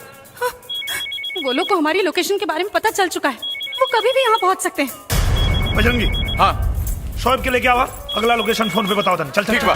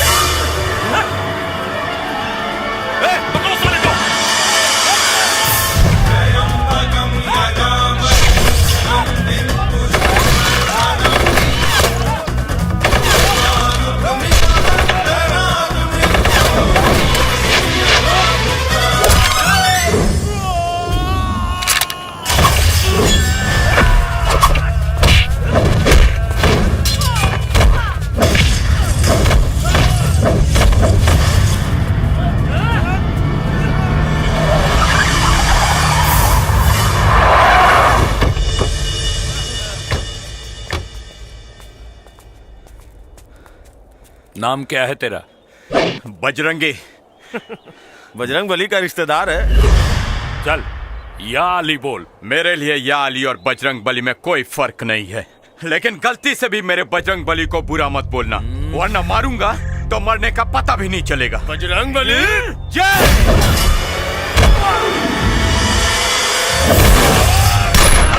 या अली, जय बजरंग बली।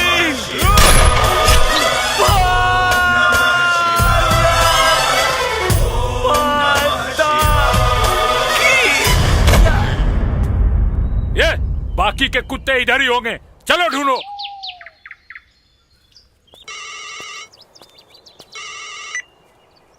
हाँ शोएब। हाँ हम बस पहुंचे। हेलो शोएब। हेलो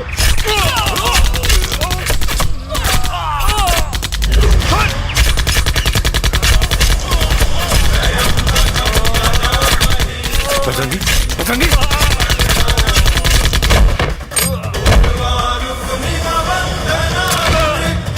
बजरंगी बजरंगी।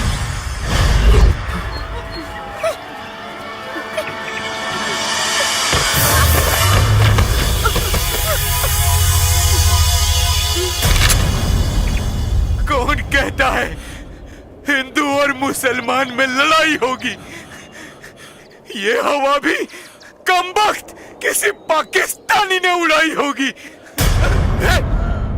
जान मत छोड़िए रे, जान मत छोड़िए रे।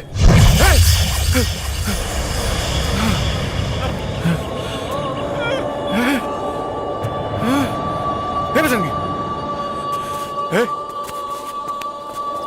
बजरंगी, बजरंगी उठना रे।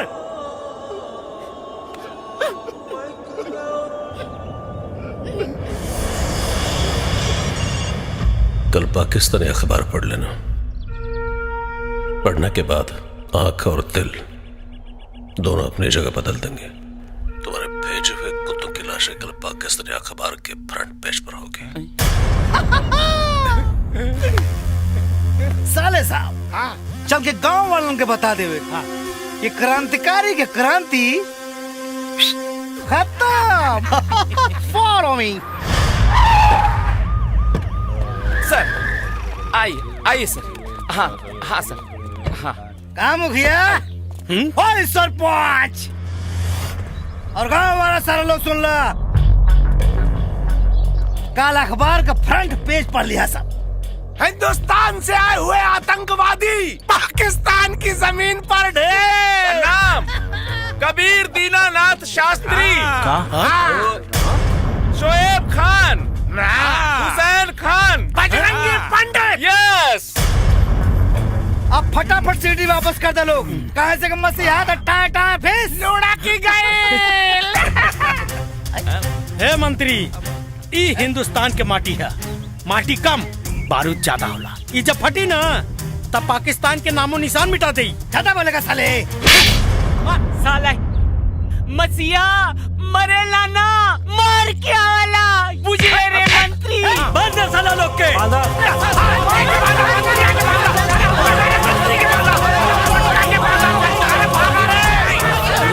जनता की असली ताकत। जब अब सारे चोर लोगों के मर ध्वंस विध्वंस हो जाये।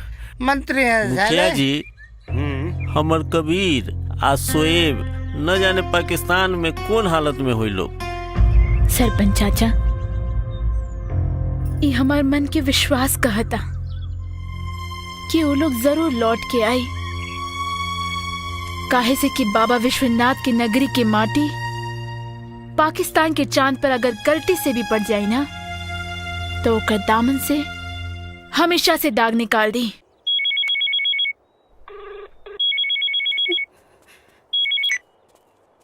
हेलो, उस कुत्ते को फोन दो। अपनी सांस पकड़ के रखना। खबर सुनने के बाद जान जिगर से बाहर ना आ जाए। सर पे कफन बांध के चलने वाले जान की नहीं सम्मान की फिक्र करते हैं। कबीर चाचा तू चिंता मत करिए, हमार जियल इतना जरूरी नहीं है जितना एकर मरल जरूरी। बदन के किले के पास पहुंच जाना, पता चलेगा कि असली मर्द की पहचान क्या होती है। आ रहा हूं।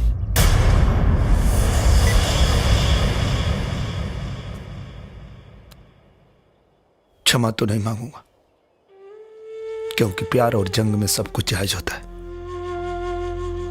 शायद आप न होती तो दाऊद को यहां तक नहीं ला पाते। अब देखते तकदीर जीत की माला किसे पहनाती है। आपने इतना साथ दिया, बहुत शुक्रिया। आप जा सकती हैं।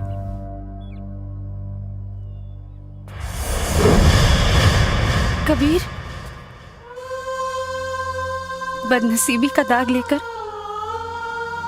जो हाथ अब्बू और दाऊद हसन से भी ज्यादा मजबूत लगा, उसका सहारा भी नहीं मिल पाया। सहारा बनकर भी क्या कर लेंगे जब दुनिया में वही नहीं है जो हमारी दुल्हन को देखना चाहती थी। आगे क्या होगा ये तो हमें नहीं पता, लेकिन अगर उससे मिलने का मौका मिला तो जरूर देखेंगे। वो कितनी खूबसूरत थी कि उसके लिए एक आदमी सरहद पार कर गया। हिंदुस्तानी हाथ है, एक बार पकड़ लिया तो 7 जन्म नहीं छोड़ता है।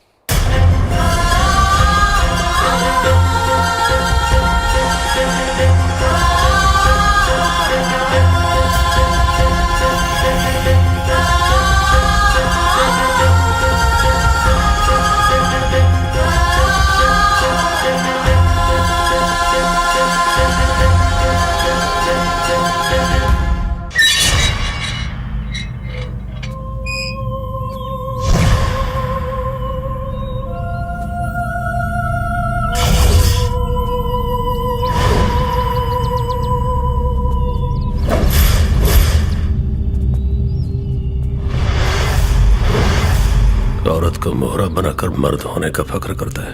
औरत को मर्द मोहरा बनाता है तो बच्चे को मोहरा बनाने वाला ही होता है।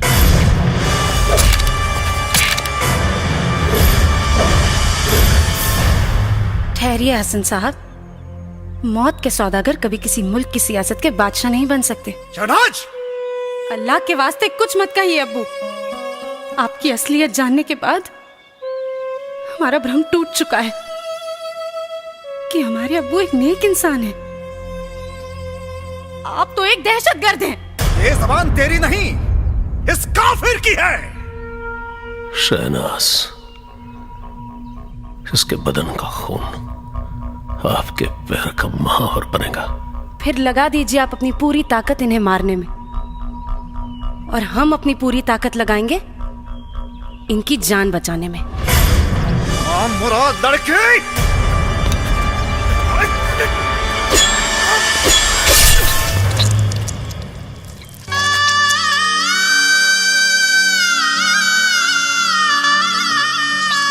देखा हसन साहब, किसी नेक इंसान का खून कभी पांव का महावर नहीं बल्कि मांग का सिंदूर बनता है। अब दहेज में कफन भी तैयार रखना शहनाज। दहेज में कफन नहीं दाऊद हसन, पूरा पाकिस्तान लेके जाऊंगा।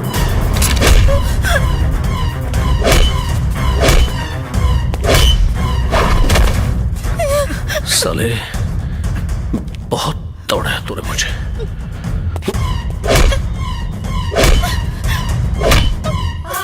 मार दाऊद हसन, और मार। इतने में थक गया तू? अभी तो तुझे और भगाऊंगा। तेरे घर से निकलकर 150 किलोमीटर लाया, अब तेरे मौत की सीमा रेखा 13 किलोमीटर बची है दाऊद हसन। जितना मार सकता है। रुक जाओ दाऊद हसन,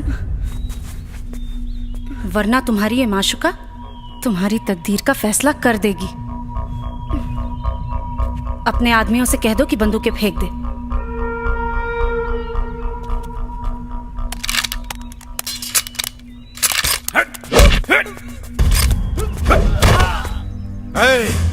दाऊद हसन, इसने तेरी माशूका को उठा के दुल्हन बना लिया। सोच तुझे क्या बनाएगा। और तू हैदर अली, ऊपर वाले का शुक्रिया अदा कर, क्योंकि तूने तो अपनी बेटी के लिए चुना था, लेकिन बेटी ने मर्द चुना है। शहनाज की शादी का लड्डू अगर पाकिस्तान नहीं भेजा तो मैं अपने हिंदुस्तान का बेटा नहीं।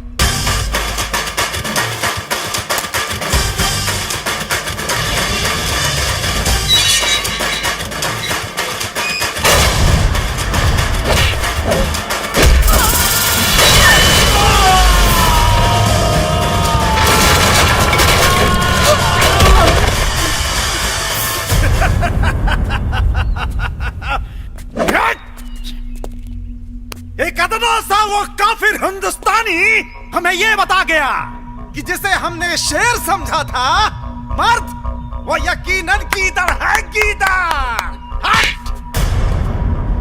गीदड़।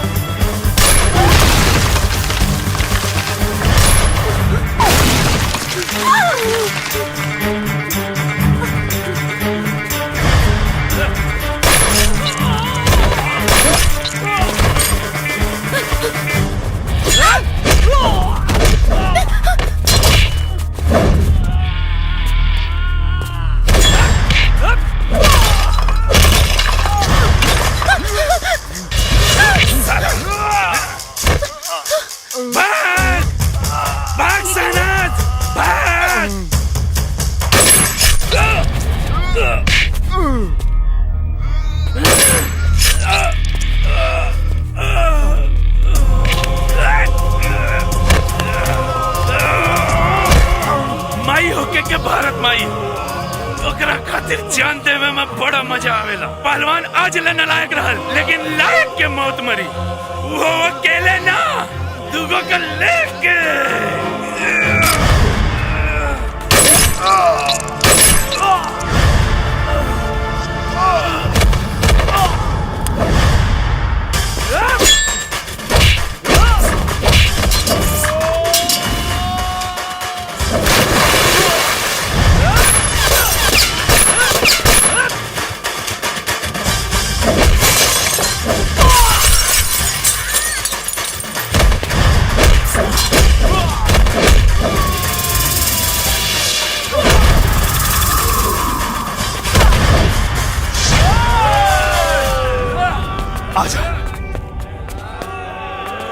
एक हिंदुस्तानी आज तुम सबको दौड़ाएगा, और मुंह दिया पूरा हिंदुस्तान तो तेरा मुल्क बह जाएगा। शंखनाद है।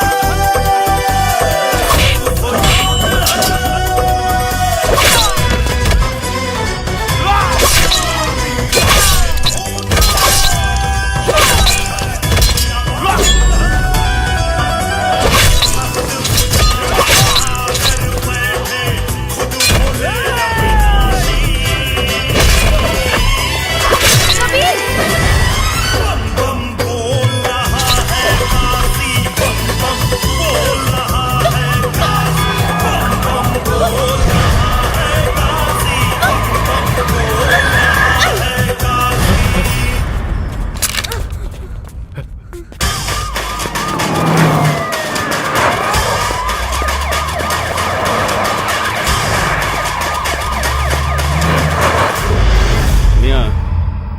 हिंदुस्तान को मेरा एक पैगाम दे देना, जिस मुसलमान का ईमान मुसलसल हो वो गद्दार नहीं होता, वफादार होता है, चाहे वो हिंदुस्तान हो या पाकिस्तान।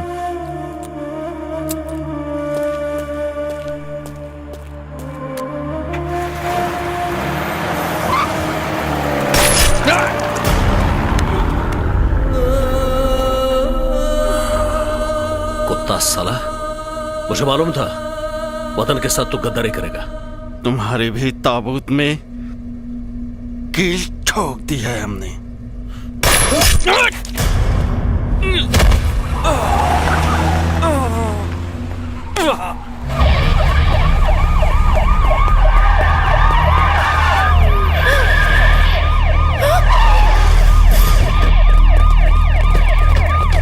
फायर कोई नहीं करेगा, हमें इसका फिर को जिंदा पकड़ना है।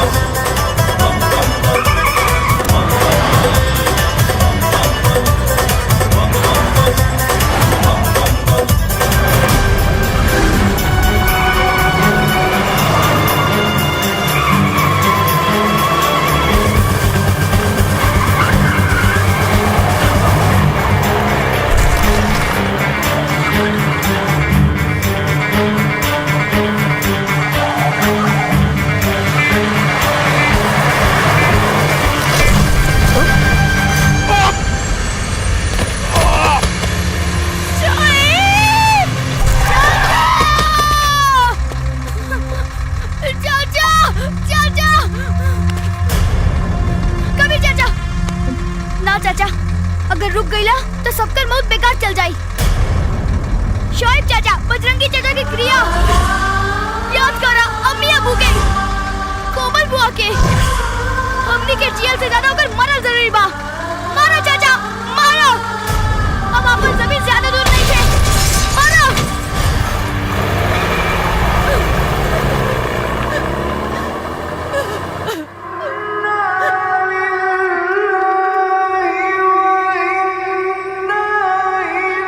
अगर मर गए तो कफन उतार दे देना, अगले जन्म में कर्ज उतार देंगे।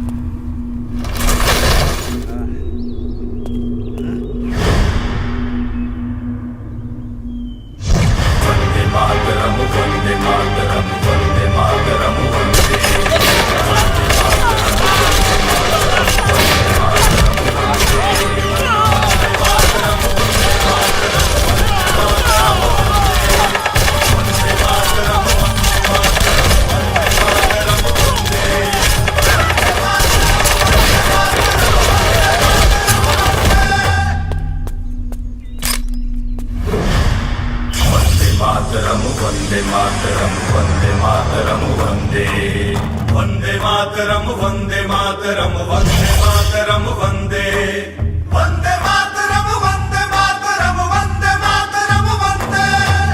दोनों देशों की सरकार इतनी निकम्मी नहीं है दाऊद हसन।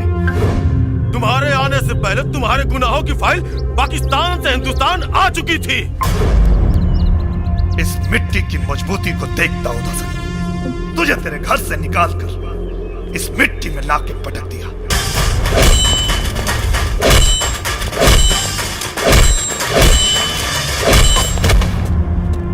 इन कदमों को देख दाऊद हसन, तुझे पता चलेगा कि बेटे की जगह हमेशा बाप के पैरों में होती है।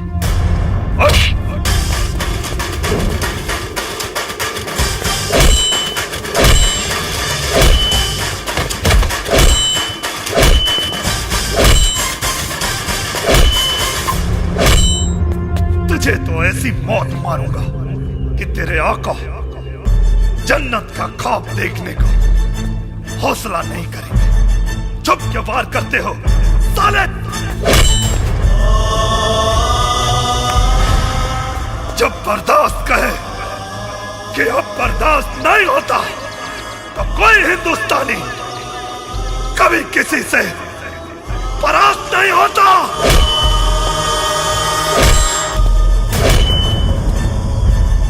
अब की जंग छिड़ी तो चेहरे का खोल बदल देंगे। इतिहास की क्या औकात है, पूरा भूगोल बदल देंगे। लाहौर से गुजरेगी गंगा, इस्लामाबाद की छाती पे फहराएगा तिरंगा। रावलपिंडी से कराची तक सब कुछ गर्क हो जाएगा। सदियों सदियों तक तेरे जैसा शैतान नहीं होगा। कश्मीर तो होगा लेकिन पाकिस्तान नहीं होगा।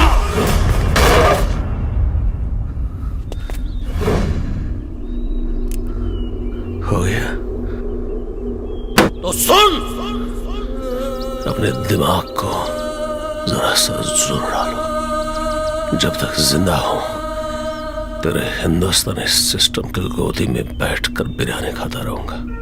दाऊद हसन, हम फिर से ना वो गलती दोहराएंगे और ना ही किसी आतंकवादी को बिरयानी खिलाएंगे।